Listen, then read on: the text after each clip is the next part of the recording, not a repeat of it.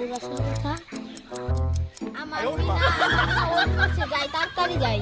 তুই দেখা যে আমার বাবু আসতেছে। আমার এখন আসার সময় হলো।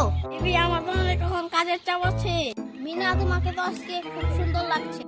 Oh my god. আমি তোমাকে অনেক ভালোবাসি। ভালোবাসা দিয়ে কি চাল ডাল কেনা যায় বাবু?